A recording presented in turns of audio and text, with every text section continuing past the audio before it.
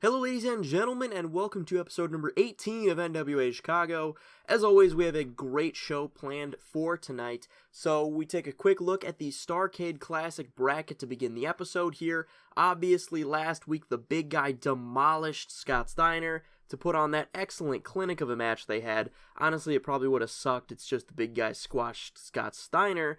But we have just two matches left in the first round. This week we have Pete Dunne versus Ross Von Erich, and next week Ethan Page will face Joe Hendry to round out the field of 8 competitors left in the Starrcade Classic. And then from that point on, things will start to quicken up. Booking will be a lot quicker, and booking will be a lot more robust. We'll be able to incorporate a lot more of these guys on a week-to-week basis, because I feel like I've said this before, I can't really incorporate all of them on a week-to-week basis because they're kind of supposed to be tied up in the Starrcade Classic. But I digress. Here we go into the show. In a terrible match, Ivelisse Valdez defeated Scarlett Bordeaux in 12:03 by pinfall with a disdain, 34E+ to start it off. They have great chemistry, and it showed in their performance. 33 for Ivelisse, 27 for Scarlett Bordeaux. The match got the show off to a strong start. The announcing quality lifted the match, and Flip Gordon did some good work at ringside. So, I wasn't really expecting too much from this match, knowing that these competitors aren't the best women I have, but it was a pretty decent match all in all. They outperformed their individual ratings, so I can't really complain with that. Now, after the match, Ivelisse continues her beatdown of Scarlett Bordeaux. Flip Gordon slides into the ring. He separates Ivelisse from Scarlett. He kind of puts himself in between them. Ivelisse gets angry. She gets up in her face. She's yelling at him. She slaps him, and then she walks away. 38D-. So some tension there between Ivelisse, Scarlett Bordeaux, and Flip Gordon. And in the next match, we have the Lucha Brothers again, and in a decent match, the Lucha Brothers defeated David Starr and JT Dunne in 15:50 when Phoenix defeated David Starr by pinfall with a Phoenix driver. 61C, Pentagon Jr. looked good out there. The match got the crowd hotter. 75 for Pentagon, 69 for Phoenix, and 33 for Starr and Dunne. So I wanted to, once again, just give them kind of a feeder match, give them some guys they could easily beat, showcase their skills a little bit more, get them a little bit more over in my company, get their momentum moving in a positive direction. And Starr and Dunne, I feel like, were a good pair to put them against. And now, the Motor City Machine Guns enter the NWA arena. And Chris Sabin says, Alex Shelley and I wanted to personally come out here and welcome you two to the NWA. We know you're here to take these tag team titles from us, but we respect the hell out of you guys. You're two of the most talented individuals in this business. Honestly, you remind us a lot of, well, us. Shelley takes the microphone and he says, we know that a tag title match with you guys is inevitable. So we just wanted to make sure that there were no hard feelings when we beat you and keep these tag titles around our waist. And that's not a knock on you guys. That's just a fact. The Motor City Machine Guns are the greatest tag team of this generation. 51D+ for that segment. It went over pretty well. I wasn't expecting too much from it because Sabin and Shelley don't have the best mic skills, but it was still pretty decent for a middle of the tier show. It sets up the rivalry between these two tag teams, and I'm very happy with the way that went. In a bout that had subpar wrestling and little heat, Pete Dunne defeated Ross Von Erich in 10:32 by pinfall with a dead drop. They are a bad pairing. They made for an awkward bout. 36D-, still better than I was kind of expecting with Ross Von Erich involved. I kind of expected him to drag down the match a little bit, but he didn't.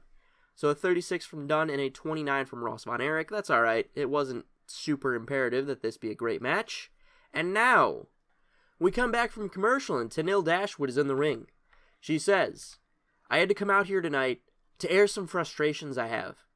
And those frustrations center around one thing. Actually, one person. Alpha Female. Alpha Female comes out here week after week and says that she is the best. She is the top dog in NWA's women's division. Tell me this, if she's the best, how come the NWA World Women's Championship is around my waist? How come I beat her? All she had to do to win this title was beat me and then beat Kaylee Ray. But I beat Alpha Female and then I beat Kaylee Ray, so I guess that makes me the best. I don't understand why she's being given an opportunity for my title either. Like I said, I beat her, Why is Billy Corgan rewarding her for just causing senseless violence week after week on Main Event Showcase? Don't get me wrong.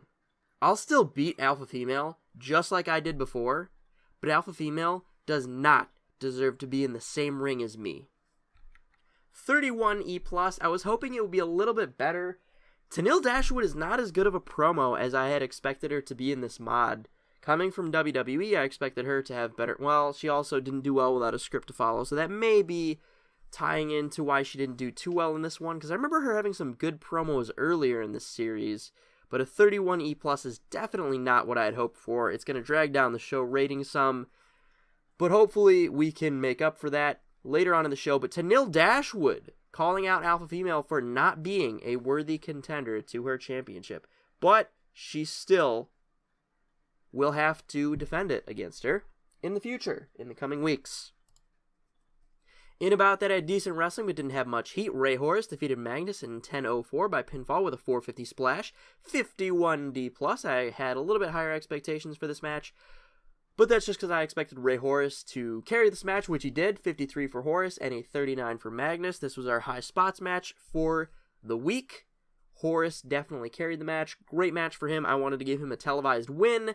Magnus isn't really doing much. He's kind of a glorified jobber. I don't even want to keep Magnus or Hennes or Argos around, but I keep them around because I need to have those high spots matches every week, and I'm hoping that I can think of something to do with the three of them, and I'm kind of building plans for the three of them, but I'm not 100% sure yet. So, we're keeping them around for now.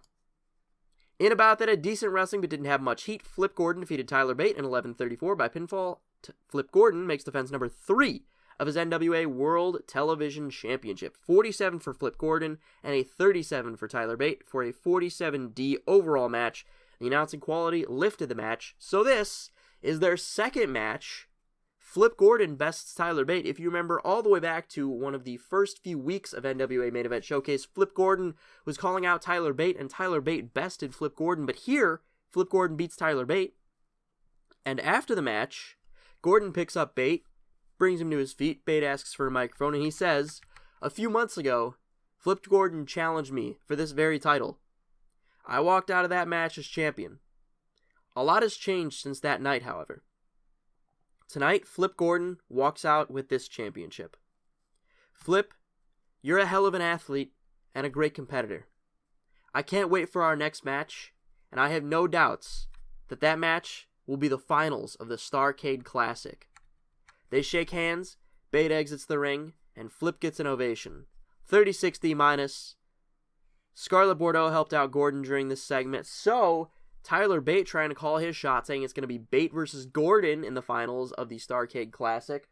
What do you guys think of that? Drop me some comments down below if you think that's a viable possibility, as they're both still in. They both made it to the second round, so they both only need 2 more wins to make it to the finals. And they are in opposite tiers of the bracket, so it could happen. And the closing credits begin to roll, but on the ramp, Pete Dunne blindsides Tyler Bate, hits him with a bitter end on the entryway. Dunne looks down at Tyler, gets in his face. He doesn't have a microphone. The camera mic picks up him saying, "You won't be facing Flip in the finals because you won't make it to the finals." And Flip Gordon runs up the entryway. Dunne starts retreating to the back. Flip Gordon trying to help out Tyler Bate, as there's a lot of mutual respect there after those 2 phenomenal matches they've had. And a 49 D+ for that segment. And now the show is definitely going to get a D+ overall for the show. Calling it right here. Boom, D+, 49. Show increased our popularity in 18 regions. So I'm very happy that the Flip Gordon Tyler Bate match was a lot better this time. I remember last time it was like 31, 33, somewhere around there. This time it was 47. This is about the expectations I had for their first match, but they finally hit it in the second match, and I'm so happy that the second match was so much better. And now, let's see what we got on television. Alright, so that episode of NWA Main Event Showcase was held, as always, in the NWA Arena in Chicago, Illinois, in front of 1,671 fans. We drew a lot of fans for that show. We might break 1,700 in our next Main Event Showcase. I don't think we've broken 1,700 on a TV episode, only on our events. And on TV, that got a .07, 54,480 viewers. So we weren't able to break 60,000 again, which is a little bit disheartening to me. But we also didn't have a ton of big stars on this show. We had some big stars, but we didn't have our biggest stars. Cody wasn't on the show, the big guy wasn't on the show, so I can understand why it didn't have as high a viewership as it could have. And it also wasn't a C this time, it was a D+. Quality control, but it's still a very good show. So I want to thank you guys for watching. I will see you guys in the next episode, episode number 19.